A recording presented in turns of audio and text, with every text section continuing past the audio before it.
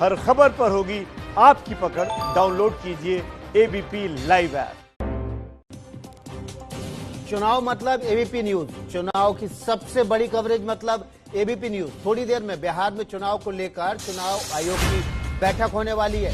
ये बैठक final touch देगी बिहार की चुनाव की तैयारियों और उससे जुड़ी घोषणाओं को लेकर। आज बिहार चुनाव की तारीखों का ऐलान होने वाला है। कितने चरण में चुनाव होगा, किस किस तारीख को चुनाव होगा, कितने सुरक्षाकर्मी लगेंगे, कितने बूथ होंगे, सब कुछ अब से थोड़ी देर बाद इस बैठक में तय हो जाएगा।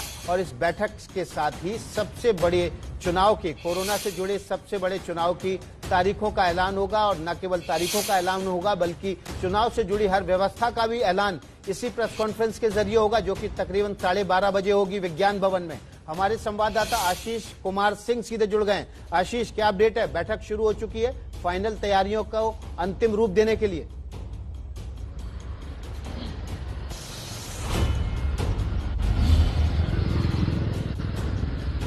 जी हाँ, बिल्कुल विकास, ठीक कह रहे हैं आप कि अनाउंसमेंट के पहले फुल कमीशन की बैठक होती है। वो बैठक अभी चुनाव आयोग पे चल रही है। हालांकि मैं आपको बता दूं कि मैं इस वक्त विज्ञान भवन पे हूं, जहां पर आधिकारिक तौर पर 12:30 बजे वो प्रेस कॉन्फ्रेंस होनी है, जिसमें बिहार चुनाव का ऐलान होगा। दिलचस्प होगा विकास निश्चित तौर पर देखने के लिए कि कोविड प्रोटोकॉल्स को देखते हुए, हालांकि पहले ही चुनाव आयोग ने गाइडलाइंस जारी की थी, क्या कुछ करते हैं, कितने चरणों में चुनाव करते हैं। हमें जो सूत्रों से जानकारी विकास, उसके मुताबिक पिछली बार भले ही 5 चरणों में कराए गए, लेकिन चरण कुछ कम किए जाएंगे। संभव है कि 3 चरणों में चुनाव कराए जाएं और कोविड प्रोटोकॉल्स का ध्यान रखा जाएगा। सोशल डिस्टेंसिंग पर खास ध्यान होगा। 29 नवंबर से पहले चुनाव करा लेने हैं।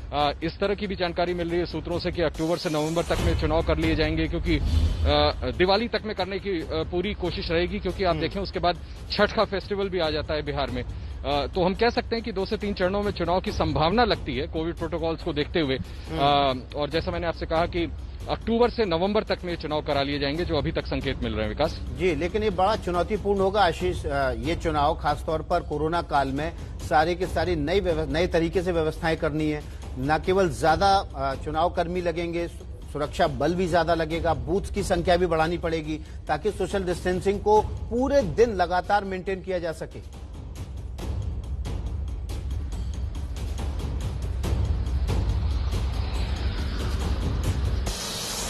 बिल्कुल ठीक कह रहे हैं आप। यहां तक चुनौती थी चुनाव आयोग के सामने कि जो मुख्य विपक्षी पार्टी केंद्रीय स्तर पर है कांग्रेस, उसने तो आधिकारिक तौर पर विकास ये मांग की थी कि ईवीएम्स का इस्तेमाल ही ना किया जाए। क्योंकि हम और आप जाकर जब बटन दबाते हैं तो अपने फिंगर्स का, उंगलियों का इस्तेमाल करते हैं। कोविड को देखते हुए इसका इस्तेमाल ना हो, बैलेट पेपर्स का हो, जिसको रिजेक्ट किया जा चुका है चुनाव आयोग की तरफ से। आप बिल्कुल ठीक कह रहे हैं, डिस्टेंसिंग का ख्याल रखना है, सैनिटाइजेशन का ख्याल रखना है। तो इन सभी चीजों को इलैबोरेट तरीके से बताया जाएगा। बहुत बड़ी चुनौती है चुनाव आयोग के सामने। इस चुनाव को कराने के लिए तमाम दिक्कतें हैं जिसका ध्यान रखना पड़ेगा। अभी बैठक चल रही है और ठीक 12:30 बजे, जैसा आपने जिक्र किया, चुनाव आयोग प्रेस कॉन्फ्रेंस करके बिहार के चुनाव की तारीखों का ऐलान कर देगा। जी आशीष, बहुत बहुत शुक्रिया आपका। आपसे जो भी अपडेट होगा लेते रहेंगे। थोड़ी देर में चुनाव आयोग की फाइनल तैयारियों को अंतिम टच देने के लिए, फाइनल टच देने के लिए बैठक शुरू होने वाली है और उसके बाद 12:30 बजे ऐलान होगा। आज चुनाव का ऐलान होना है। इस बीच किसान बिल को लेकर भी बिहार में संग्राम मचा हुआ है। आज तेजस्वी और तेज प्रताप यादव किसान बिल का विरोध करने के लिए सड़क पर उतरे हैं और मोदी सरकार पर हमला बोल दिया है। ट्रैक्टर पर सवार होकर तेजस्वी और तेज प्रताप पटना की सड़कों पर हैं। ये तस्वीरें आपके सामने हैं। आज इस किसान बिल को लेकर विरोध प्रदर्शन जबरदस्त हो रहा है। पटना की सड़कों पर आरजेडी के कार्यकर्ता और नेता दोनों संग्राम कर रहे हैं किसान बिल को लेकर और कह रहे हैं कि ये बिल किसानों के लिए, भले ही 2006 में एपीएमसी खत्म कर दिया गया हो बिहार में, लेकिन ये बिल किसानों की रीढ़ तोड़ देगा। सीधे सीधे हमला करते हुए सुबह तेजस्वी यादव ने कहा था कि नीतीश कुमार ने 2006 में इस बिल को के जरिए से पहले ही एपीएमसी खत्म कर दिया था, जिसकी वजह से एमएसपी बिहार में खत्म हो गया और पलायन शुरू हुआ। हालांकि जेडीयू ने अभी जवाब में कहा कि पलायन तो लालू राज में शुरू हुआ था।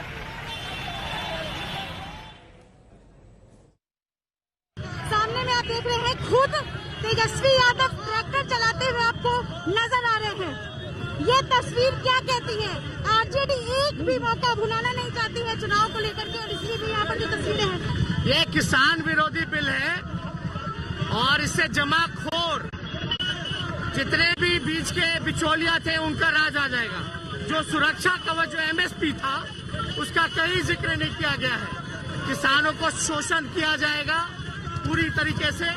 ये किसान विरोधी कानून है और नीतीश कुमार जी ने जो बिहार में पहली बार एपीएमसी रद्द करके किया था, इसके वजह से बिहार का किसान लाचार हो गया, मजबूर हो गया, बेबस हो गया और गरीब हो गया, मजबूर हो गया और पलायन करना पड़ा। तो ये कॉर्पोरेटीकरण किया जा रहा है, किसानों एग्रीकल्चर को प्राइवेटाइज किया जा रहा है। एयर इंडिया बेच दिया गया, रेलवे बेच दिया गया, अब जो है एग्रीकल्चर एरिया को भी जो है बेचा जा रहा है। जैसे आज इलेक्शन का डेट अनाउंस होने वाला है। इलेक्शन अभी किसानों का, मजदूरों का, बेरोजगारों का थोड़ा चिंता कर ले। किसान, नौजवान, बेरोजगार, मजदूर जिनको अपमानित किया गया, वो इंतजार कर रहे हैं चुनाव का। ये इनका साफ साफ कहना है कि केंद्र सरकार किसान बिल के विरोधी है। किसान बिल को लेकर के केंद्र सरकार ने सिर्फ किसानों को तबाह करने का काम किया। लेकिन इस बीच चुनाव से पहले नाराज हो गए हैं उपेंद्र कुशवाहा। उपेंद्र कुशवाहा ने कल टिप्पणी की थी कि तेजस्वी के भीतर वो मादा नहीं कि वो नीतीश कुमार का मुकाबला कर सकें। और इसके बाद तेजस्वी यादव से जब ये पूछा गया तो उन्होंने क्या कहा, वो सुनिए। उपेंद्र कुशवाहा जी कुछ दिन पहले ही हमसे मिलकर के गए हैं, तो इस सारी चीजों पे जो है बहुत जल्दबाजी में क्यों कमेंट किया जाए। भाई सम्मान तो सबको चाहिए ना, सम्मान तो सबको चाहिए और सबको सम्मान चाहिए भी और देना भी होगा। जो सम्मान देगा उसी को सम्मान मिलेगा ना। जिसको आप सम्मान नहीं दीजिएगा, आप उससे अपेक्षा सम्मान की कैसे कीजिएगा। हालांकि हमारा कोई अपमान भी करे तो हम उसका सम्मान करते हैं। उपेंद्र कुशवाहा जी उम्र में हमसे बड़े हैं, अनुभवी हैं। तो बिहार में, यूपीए में महासंग्राम मचा हुआ है। बार बार पलटवार लगातार हो रहा है। सीधे सीधे तेजस्वी यादव ने कह दिया है कि जो सम्मान देगा उसी को सम्मान मिलेगा, सम्मान सबको चाहिए। उपेंद्र कुशवाहा की नाराजगी पर बोले हैं सीधे तेजस्वी यादव, लेकिन जो कहा वो बिल्कुल निश्चित रूप से उपेंद्र कुशवाहा की भी नाराजगी बढ़ा सकता है। उपेंद्र कुशवाहा ने कल कहा था तेजस्वी यादव नीतीश का मुकाबला नहीं कर सकते और इसी पर पलटवार करते हुए कहा है कि जो सम्मान देगा उसी को सम्मान मिलेगा। तो कोरोना काल में चुनाव टालने के लिए सुप्रीम कोर्ट में एक याचिका दाखिल हुई थी। आज 12:30 बजे बिहार में चुनाव का ऐलान होना है, लेकिन उससे पहले ही सुप्रीम कोर्ट में एक याचिका जो दाखिल हुई थी कोरोना काल में बिहार के चुनाव टालने के लिए, उसको सुप्रीम कोर्ट ने खारिज कर दिया। इस वक्त की बड़ी खबर यह है, कोरोना की वजह से चुनाव टालने की जो अर्जी सुप्रीम कोर्ट में दाखिल हुई थी उसको सुनवाई करने से ही इंकार कर दिया। सुप्रीम कोर्ट ने कहा कि ये सुनवाई योग्य नहीं है, चुनाव आयोग अपने फैसले लेने में सक्षम है, सुप्रीम कोर्ट इस पर कोई भी डिसीजन नहीं दे सकता। तो इस वक्त की बड़ी खबर यह है, 12:30 बजे बिहार में चुनाव की तारीखों का ऐलान होना है। उससे पहले चुनाव आयोग को हरी झंडी दे दी है कि आप चुनाव की तारीखों का ऐलान कर सकते हैं। चुनाव की तारीखों को रोकने का काम सुप्रीम कोर्ट नहीं करेगा। अब सबका नशा उतरेगा, बुखार चढ़ेगा, क्योंकि चुनाव मतलब है एबीपी न्यूज। आज दोपहर में चुनाव की तारीखों का ऐलान होना है। बिहार के विधानसभा चुनाव के लिए तारीखों का ऐलान होगा, लेकिन इस बीच एलजेपी का भविष्य क्या होगा इसको लेकर संशय बना हुआ है, क्योंकि अभी तक एनडीए अपना सीट शेयरिंग फॉर्मूला ही नहीं तय कर पाया है। उधर एलजेपी के नेताओं की जुबानी जंग जेडीयू से जारी है।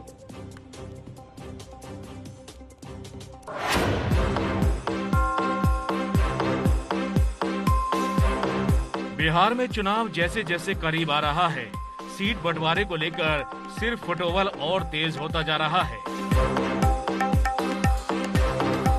एनडीए और विपक्षी महागठबंधन दोनों जगह सीटों को लेकर खींचतान जारी है।